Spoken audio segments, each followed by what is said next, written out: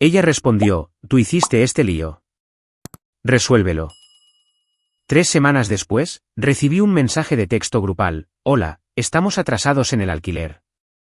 ¿Nos puedes prestar $2.500? Simplemente respondí, no. Tú hiciste este lío. Resuélvelo. Y entonces, justo después de dar a luz, me encontré sola de una manera que ni siquiera sabía que era posible. No sola emocionalmente, sino físicamente sola. Nadie en la sala de espera, nadie sosteniendo mi mano, nadie llamando para ver cómo estaba. La enfermera me sacó del hospital en una silla de ruedas, y yo seguía mirando la entrada, pensando que tal vez alguien, quien fuera, aparecería. Nada. No había dormido en 2 días. El parto fue largo, doloroso, y la recuperación fue peor. No podía mantener los ojos abiertos. Estaba temblando de agotamiento. Mi hija lloraba sin parar, y yo estaba tan fuera de mí. Recuerdo estar sentada en el borde de la cama y simplemente susurrar su nombre una y otra vez, como si eso la fuera a calmar o tal vez traería a alguien para ayudar. No funcionó. Tomé mi teléfono y le envié un mensaje de texto a mi mamá. Le dije, no he dormido en 2 días. Por favor, ven. Esperé y esperé. Ella respondió, tú hiciste este lío. Resuélvelo. Eso fue todo. Me quedé mirando ese mensaje durante mucho tiempo. Mis manos estaban frías, pero no estaba llorando. Ni siquiera tenía la energía para eso. Simplemente me quedé mirando. Y la cosa es que no fue impactante. En realidad no, solo definitivo. Como una puerta que se cierra de golpe. Se sintió como la confirmación de todo lo que había temido cuando descubrí que estaba embarazada y decidí quedarme con el bebé. Qué rápido el amor puede volverse condicional. Mi hermana tampoco se puso en contacto. Ese día, publicó una foto de su brunch en Instagram. Solo una persona se quedó al teléfono conmigo cuando llamé llorando en medio de la noche, mi abuela. Ella estaba en Arizona y demasiado enferma para viajar, pero contestaba cada vez. Incluso cuando podía escuchar la máquina de oxígeno de fondo, incluso cuando la llamé sollozando a las 3 de la madrugada y no dije una palabra durante los primeros 5 minutos, ella simplemente se quedó en la línea. 3 semanas después, todavía estaba tratando de resolverlo todo. La privación del sueño había difuminado los días. Tenía un horario pegado en el refrigerador que ni siquiera podía seguir.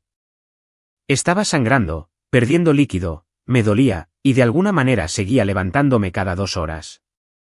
Entonces recibí el mensaje de texto grupal.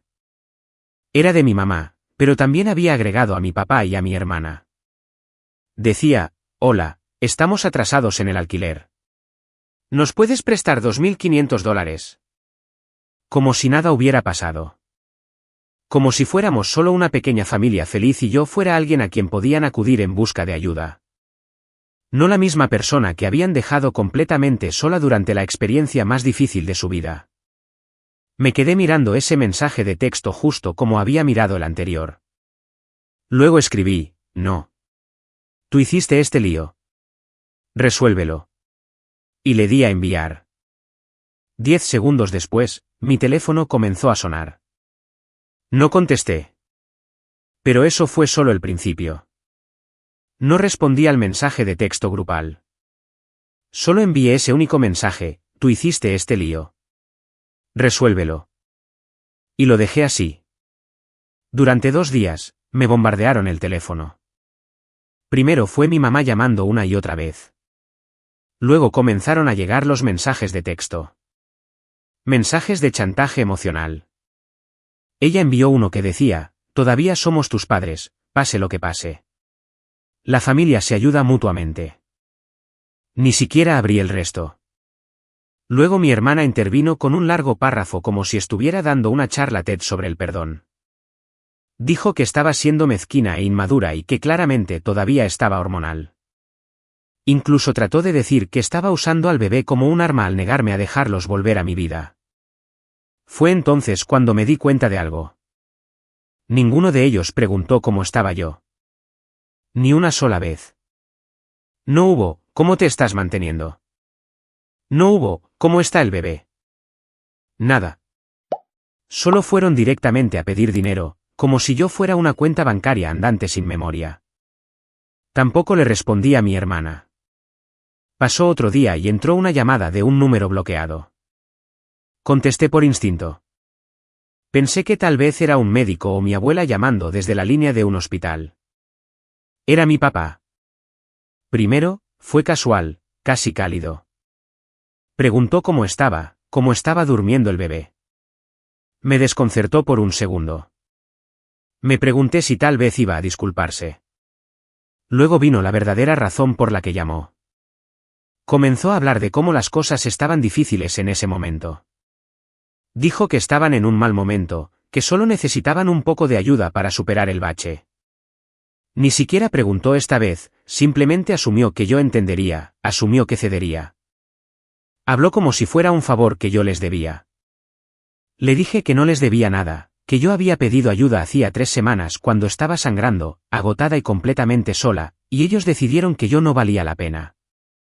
Dije que ellos tomaron su decisión. Él cambió rápidamente, me dijo que estaba siendo dramática. Dijo que solo estaba amargada y que no tenía idea de lo difícil que eran las cosas para ellos en ese momento. Colgué. Estaba temblando, no por lo que dijo, sino por lo familiar que se sentía todo, como si nada hubiera cambiado. Todavía pensaban que todo giraba a su alrededor. Todavía pensaban que podían decir lo que quisieran, hacer lo que quisieran, y yo simplemente lo aceptaría. Esa noche, sostuve a mi hija en la oscuridad y pensé en cómo iba a protegerla de personas así, incluso si esas personas eran mi propia familia. A la mañana siguiente, mi teléfono vibró de nuevo. Pero esta vez no eran ellos. Era mi abuela. Me preguntó cómo estaba. Le dije la verdad. Estaba cansada, abrumada, enojada. Le conté lo que había sucedido. Ella escuchó todo el tiempo, no interrumpió ni una vez. Luego dijo algo que nunca olvidaré: dame 2 días. No sabía lo que quería decir. 2 días después, apareció en la puerta de mi casa. Era la mitad de la tarde, esa extraña ventana de silencio donde el bebé finalmente estaba dormido y yo estaba demasiado cansada para hacer algo útil. Estaba sentada en el suelo con la espalda contra el sofá, mirando a la nada, cuando alguien llamó a la puerta. Casi lo ignoré. No esperaba a nadie. No les había dicho a mis padres dónde vivía, y no tenía amigos que pasaran a verme. Esperé, conteniendo la respiración, y luego el golpe vino de nuevo. Más lento, firme. Miré por la mirilla y mi cerebro se detuvo por un segundo. Era mi abuela. Estaba allí con una pequeña maleta, una bolsa de tela colgada al hombro y una ridícula jirafa de peluche metida bajo el brazo, como si la hubiera agarrado a último momento. Parecía más delgada que la última vez que la había visto, un poco pálida, pero sus ojos estaban agudos, enfocados. Abrí la puerta y solo la miré. Ella dijo mi nombre y dio un paso adelante como si esto fuera lo más normal del mundo.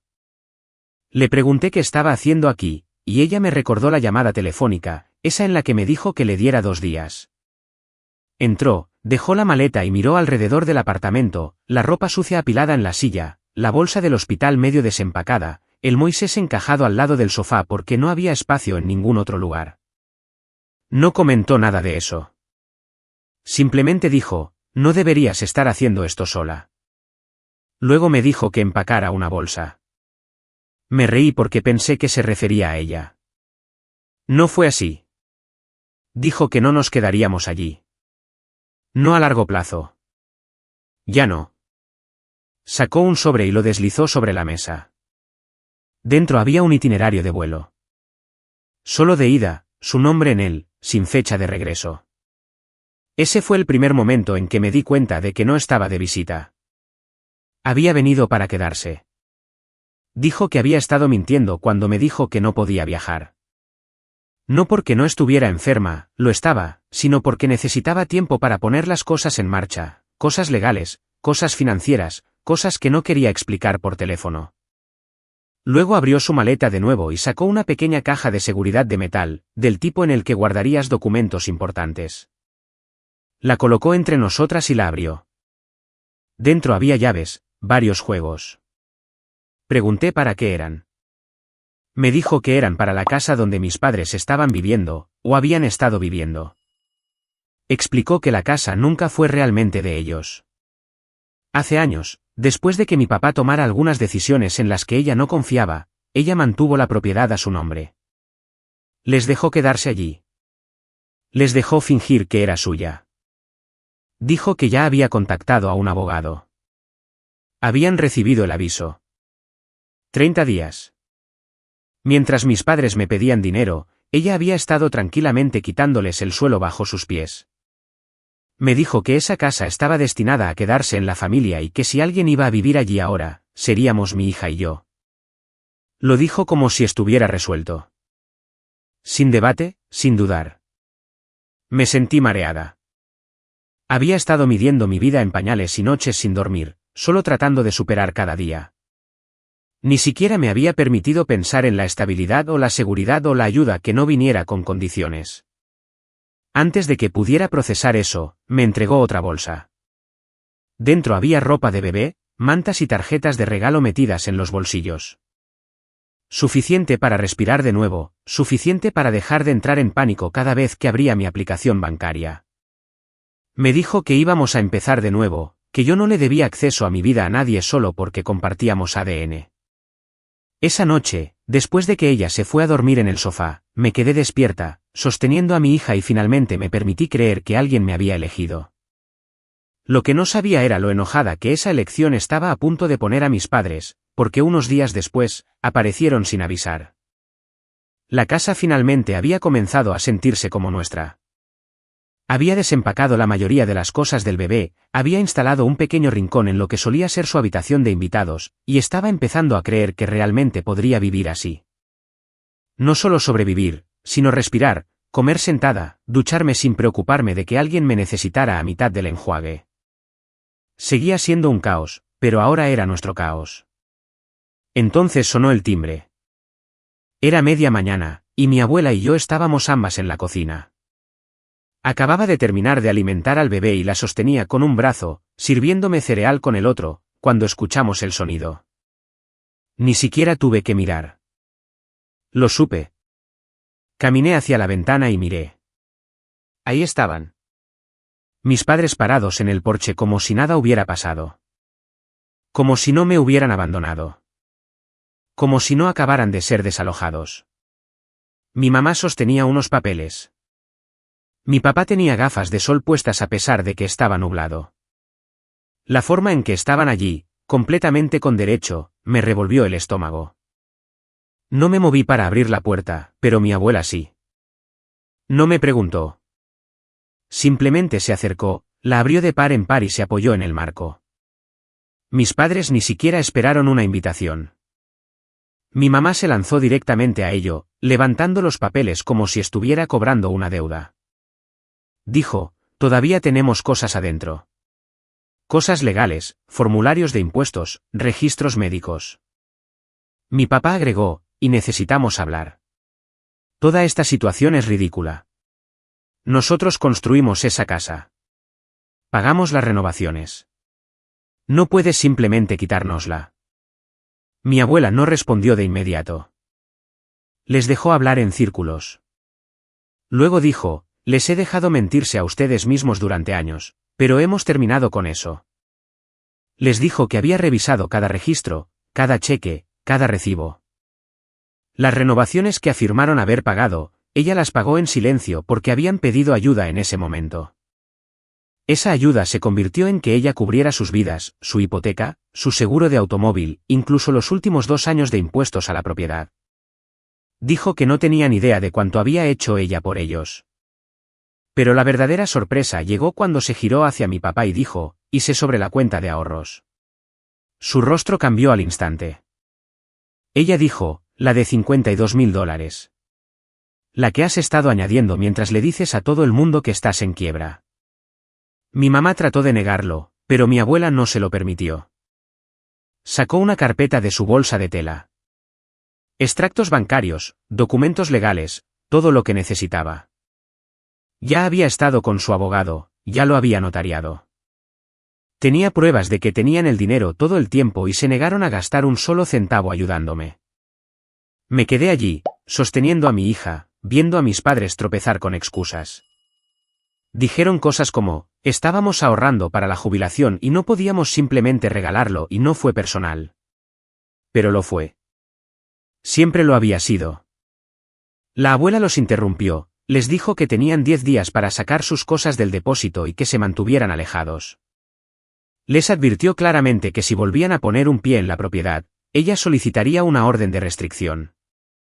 Y luego, sin dudar, dijo, y no piensen que van a tocar esa cuenta. Ya la vacié, hasta el último dólar. Se ha ido. Mi mamá parecía que iba a gritar, pero mi papá la detuvo. Él solo miró al suelo. Se fueron sin decir otra palabra. Esa noche, mientras la abuela estaba sentada en el porche tomando té como si nada hubiera pasado, sostuve al bebé y miré el papel que ella me dio. El documento de transferencia de propiedad de la casa. Dentro de 2 semanas, la casa sería mía. Lo único que no entendí fue lo que quiso decir cuando dijo que había vaciado la cuenta. Pensé que estaba fanfarroneando. Pensé que tal vez solo los asustó. Pero una semana después, descubrí la verdad, y fue más grande de lo que jamás esperé. Pasó una semana. ¿Estaba tranquilo? Demasiado tranquilo. Honestamente, seguía esperando algo, un golpe, un mensaje de texto, algún tipo de explosión, pero no hubo nada de mis padres, ni siquiera de mi hermana. Se sentía espeluznante, como la calma después de un desastre donde no estás segura si realmente ha terminado. La abuela, mientras tanto, actuó como si todo esto fuera parte de un plan largamente anticipado. Pasó las mañanas doblando la ropa, tarareando y reorganizando cajones. Por la noche, hacía té y leía en el porche, completamente tranquila, como si desalojar a sus propios hijos y desmantelar sus finanzas fuera solo un martes cualquiera. Luego, una mañana, me entregó un sobre Manila. Sin explicación, solo dijo, échale un vistazo cuando tengas un momento. Dentro había extractos bancarios. Al principio, no entendí lo que estaba mirando. El nombre en la cuenta era familiar. Era la cuenta conjunta de mis padres, justo como ella dijo. Pasé las páginas. Docenas de transacciones, depósitos, saldos. Luego vi la transferencia. Exactamente $50.163. Se habían ido. La miré. Ella dijo que ellos me usaron para financiar su estilo de vida durante más de una década. Ella pensó que era hora de que finalmente me pagaran. Pregunté a dónde fue el dinero. Ella sonrió y dijo, a dónde debería haber ido en primer lugar. Lo había movido a un fideicomiso privado a mi nombre, no directamente a mi cuenta, porque sabía que si alguna vez intentaban ir tras él legalmente, sería más difícil de tocar. Estaba protegido para emergencias, para el bebé, para la estabilidad. No para gastar salvajemente, sino para respirar. No sabía qué decir. Durante tanto tiempo, había estado viviendo en modo de supervivencia.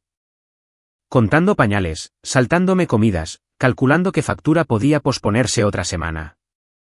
Y ahora no era rica, ni mucho menos, pero tampoco me estaba ahogando. Luego vino el verdadero giro. Me mostró un documento que había archivado 2 años antes de que yo siquiera estuviera embarazada. Una enmienda legal en su testamento, nombrándome como su heredera principal. Estaba aturdida.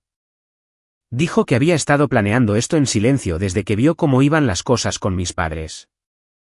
Dijo que no quería que la gente que solo la recordaba cuando necesitaba dinero heredara nada. Me quedé sin palabras. Ella me dijo, no fuiste un error. No fuiste una carga. Simplemente fuiste un inconveniente para personas que no te merecían. Fue entonces cuando finalmente entendí el panorama completo. Mis padres tuvieron el dinero todo el tiempo. No me ayudaron no porque no pudieran, sino porque no querían, porque no me veían como alguien que valiera la pena ayudar. No, ellos estaban arruinados, amargados y sin opciones. Pensaron que podían usarme. En cambio, lo perdieron todo. Y fue la abuela quien se aseguró de ello. Pero quedaba una última pieza. Algo que no vi venir porque unos días después, alguien más llamó a la puerta. Y esta vez no eran mis padres. Fue una de esas mañanas grises donde todo se sentía apagado. Lluvia deslizándose por las ventanas. El bebé dormitando después de una larga noche. La casa en silencio, excepto por el tic-tac del reloj de la cocina. Estaba empezando a sentir lo que no había sentido en meses, calma. No porque todo fuera perfecto, sino porque el caos finalmente estaba fuera de las paredes. Entonces hubo un golpe. Solo una vez, no fuerte, no desesperado. Cuidadoso. Me levanté y miré por la mirilla. Era mi hermana. Estaba allí con una sudadera con capucha, sin paraguas, empapada por la lluvia. Tenía una pequeña bolsa colgada al hombro, y esa misma mirada que solía poner cuando había hecho algo malo, pero quería fingir que no. Excepto que esta vez, no se veía a la defensiva, solo agotada. Abrí la puerta, pero no dije nada. Ella miró más allá de mí por un segundo, tal vez comprobando si la abuela también iba a venir a la puerta, luego miró hacia abajo como si no estuviera segura de si debía hablar. Dijo, sé que no quieres verme. Yo tampoco lo haría. Me mantuve en silencio. Ella continuó, dijo que había escuchado todo. No de mamá o papá, porque estaban demasiado ocupados inventando su propia versión de los hechos, sino de alguien con quien se quedaron temporalmente. Una amiga suya que vio todo el drama y no se molestó en mantenerlo en secreto. Así fue como se enteró del dinero, el desalojo, el fideicomiso que la abuela estableció, todo. Dijo, no lo sabía. Realmente no lo sabía. Pensé que solo estabas haciendo las cosas difíciles. Pensé que te gustaba el drama. Eso dolió. No porque ella lo dijo, sino porque eso es exactamente lo que todos ellos habían creído. Que pedir ayuda, que luchar por la maternidad sola, que derrumbarse y rogar para que a alguien le importara, era solo yo siendo difícil. Me dijo que se habían ido de la ciudad, no juntos, sino por separado. Aparentemente, mi papá se peleó con mi mamá después de descubrir que ella intentó esconderle algunas joyas. Joyas que la abuela ya había vendido hace años para sacarlos de un desastre financiero del que nunca le contaron a nadie. Mi mamá se fue a quedar con un primo lejano en Tennessee. Mi papá estaba durmiendo en el sofá de un tipo con el que solía trabajar. Mi hermana se quedó. Dijo que quería ser mejor.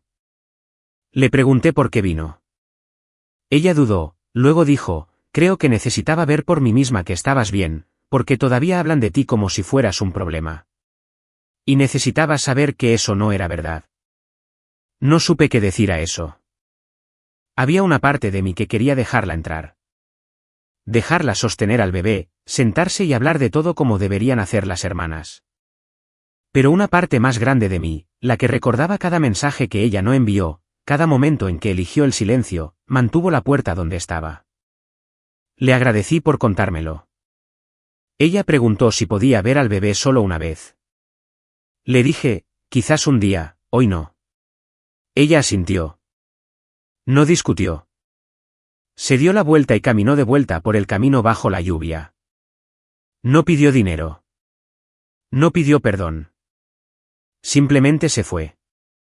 Esa noche, me senté con la abuela en la sala mientras el bebé dormía en su pecho. Le conté lo que había pasado palabra por palabra. Ella no sonrió ni dijo, te lo dije. Solo asintió y miró por la ventana. Luego dijo, ahora ves lo que yo he visto durante mucho tiempo. Y ahora es tu turno de proteger lo que importa. Miré alrededor de la habitación, juguetes esparcidos, ropa de bebé doblada, una olla en la estufa. No era glamuroso, pero era real. Era seguro. Era nuestro. Al final, mis padres lo perdieron todo porque no sabían cómo era realmente el amor. Usaron a las personas hasta que no quedó nada. Y cuando llegaron las consecuencias, culparon a todos menos a ellos mismos. Yo gané un hogar, el futuro y una promesa que le hice a mi hija en voz baja cada noche mientras la sostenía, que ella nunca tendría que rogar por el tipo de amor que merecía. No de mí.